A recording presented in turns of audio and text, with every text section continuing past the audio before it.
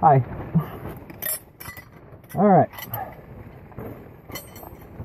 Well, the title got you here, so I'm not going to explain what we're doing.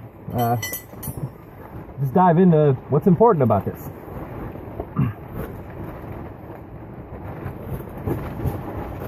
First off, get the front of your car high enough to be comfortable. The claustrophobia is the worst.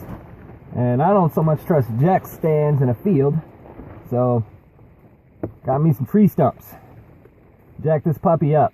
Now, when you're loosening these things, you're going to be pulling this way. I'd like to pull down, but I can't. So we're going to be pulling this way, which is going to want to rock the car that way.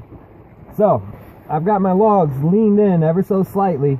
So if I'm pulling, I'm not pulling on something flat and pulling it off. I've also got the stock jack on blocks jacked up just ever so slightly above holding the subframe on my blocks here. Alright, that'll help it stop it from rocking off. And when you're tightening the new flywheel back on, you're going to want to have your stock jack over on the other side because you're going to be pulling this way. Alright, what else? The transmission I'm swapping out is over here underneath and just ahead of my driver's side tire. Just because I don't feel like being impaled today. Alright. So, get these 8 bastards off. I'm going to take a 19mm socket. I got my heavy duty 1/2 inch bad boy right here.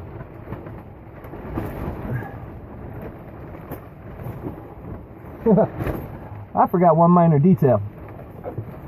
Hours before you do this, you're going to want to spray this like anything else with this PB blaster.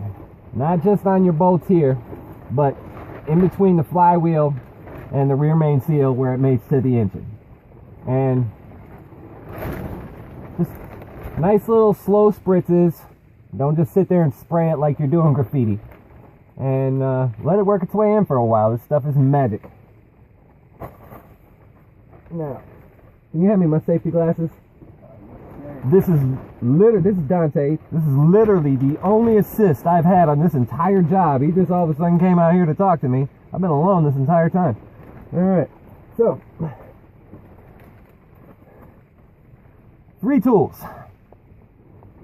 2 19mm sockets on ratchets and an extension. I use my 32mm that I use on the clutch fan. And the timing chain tensioner on my M3. Alright, so what you're going to want to do is your big 1/2 inch. If you got 2 1/2 inch ratchets, great. I don't. I've only got the one. So what you're going to do is you're going to use one of your bolts to leverage against. So you're going to have that to the tightening setting. Alright.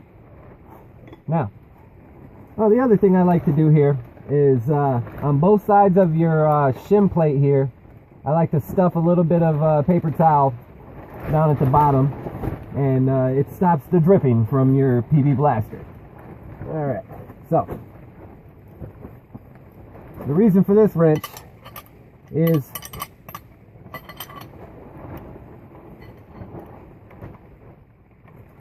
it's what you're using to leverage against.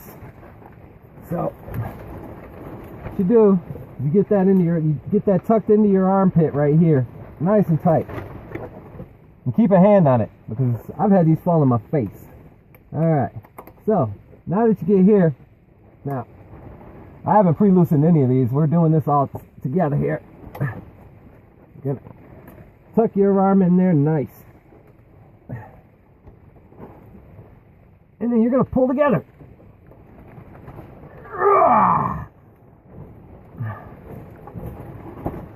That's why it helps to have 2 hands on this thing, and you've got your bicep to fight the other whatever. Oh, and Rocky theme music helps out a shit ton. But I'm using the phone as a camera, so there's no theme music to this. If anybody wants to remake this with like Hearts of Fire, you know, lightly playing in the background, much appreciated. Alright, so this one's loose. It's broken free. You can come up to the next one that's convenient for you. Give it a tug. Yeah. All right.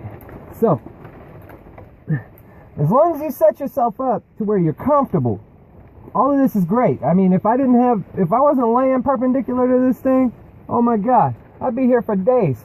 But, yeah, but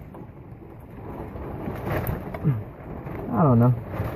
All of this works for the clutch. Anything else that's free spinning on this bad boy, same when you're taking the transmission off. It's just good to have something to leverage against. And when you're taking the transmission off, you're literally leveraging against each, you know, the nut on one side, the bolt on the other side. That's how you're getting it off. You're twisting against each other. Now, I know what you're about to think, and I was wondering about that when I took the clutch off, the pressure plate off the clutch. Is the last bolt, the one that I've been leveraging here. The way you get that off is you leave another one just slightly tightened and rotate around, and then you're going to use that one to leverage against to get the first one off that you've been using to brace. Pop that off, break that loose, and then when you come back to this one, you'll basically be able to hold the flywheel and just wiggle that thing, man. Just wiggle, wiggle, wiggle, wiggle. And you'll be simulating an impact wrench, and it'll come right off. It also helps to, you know, tuck the wrench and extension into your arm, and then you can literally just twist this flywheel and it'll break it free because it's not torqued down as tight as the rest of them. You already loosen it and put it back on. That's like the best advice I can give you on this puppy.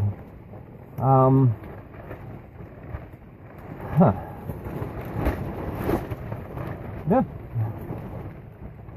So I'm just gonna keep on recording, and if anything happens spectacular, like a wrench falls on my face or something, I'll have it on tape.